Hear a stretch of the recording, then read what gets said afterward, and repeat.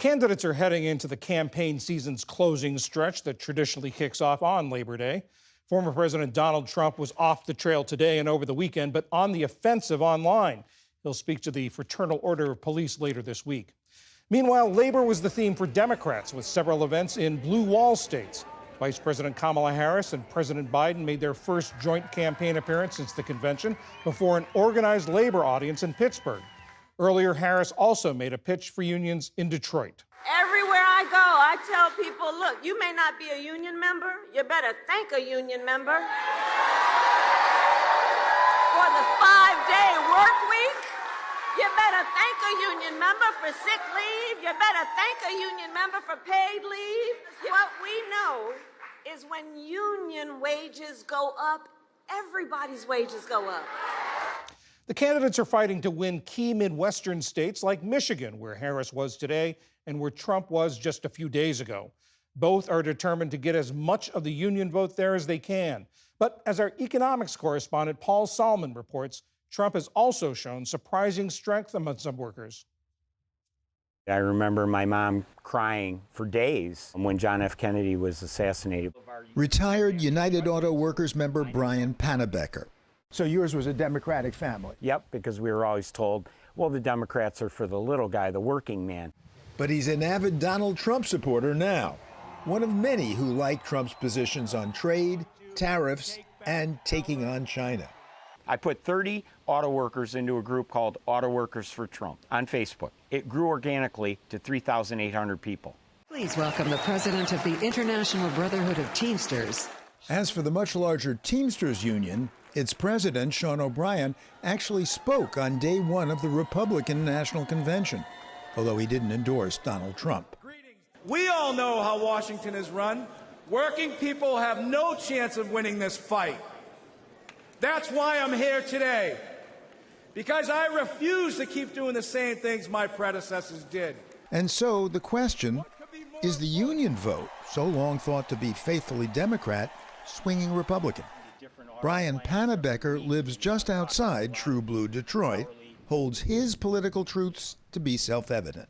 I just believe that the Republicans now, with their lower taxes and support of family values, is better for the average working men and women of this country than the Democrat.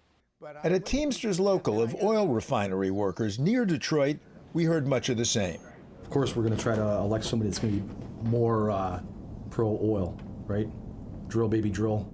Refinery worker, drill, baby, drill. I am a refinery worker, yes. I am all for keeping my job. I'm all for America being self-sufficient on energy, our reserves being topped off to the top. I'm all for us being independent, so yes. But more important to Bill Kirkland, cancel culture. If you don't agree with me, you're on the other side of the line. We hate your guts. The Teamsters have always been the more Republican-leaning union. Longtime Detroit journalist Mickey Maynard. And it goes back to Nixon, because Nixon pardoned Jimmy Hoffa. And the members of the Teamsters union remembered that. The Teamsters also supported Ronald Reagan and George H.W. Bush.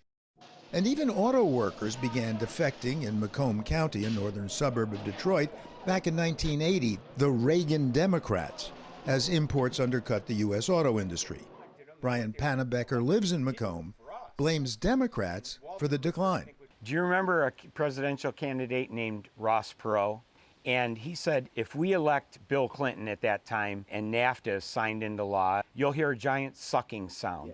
And that'll be all of our jobs leaving and going to Mexico. Well, in essence, that's exactly what did happen. What many blue-collar workers think today, says Mickey Maynard. There is this idea that you used to be able to drive a truck or work in a car plant, and you could own a home and maybe even own a vacation home and send your kids to college and have 2 cars and retire comfortably. And that today, it doesn't exist in the way that it once did. A lot of people have to work 2 and even 3 jobs to attain the level that one parent had back in those days. As some UAW parents made it into the middle class, they moved to the suburbs, to places like Macomb County, became tax-cutting Republicans. But there's plenty of union support for the Harris-Walz ticket, which supports stronger union rights, collective bargaining, and tougher enforcement of it. Walter Robinson said his co-workers were happy that Harris and Walz visited his local. We stand for the people, and we stand for the dignity of work. Do you think more people will show up and vote now because of her? I believe so. Walter Robinson Jr., a member of the local, works as a quality control inspector at the Ford plant across the street. And I believe that you'll get other people that might have been on the fence because they were concerned about whether President Biden couldn't take another 4 years.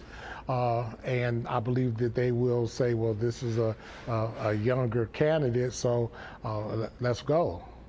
Now look, plenty of Teamsters support the Democrats too. I would never vote for a Republican. In fact, even this group of refinery workers whose jobs depend on fossil fuels was split right down the middle. And most unions support Harris-Walz wholeheartedly, like the Service Employees International, 2 million members, the National Education Association, 3 million, the AFL-CIO itself, 12.5 million. And at the Democratic Convention, UAW President Shawn Fain made his support crystal clear.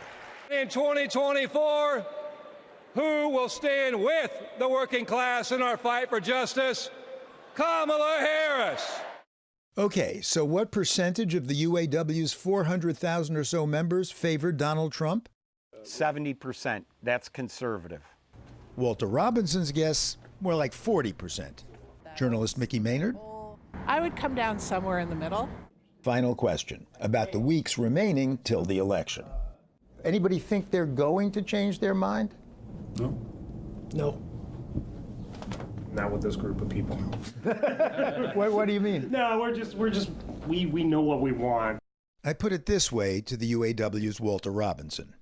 Is there anything that Kamala Harris could do that would change the minds of some of the people on the line? She probably had to pull out a magic wand or something, but then they'll call her a witch.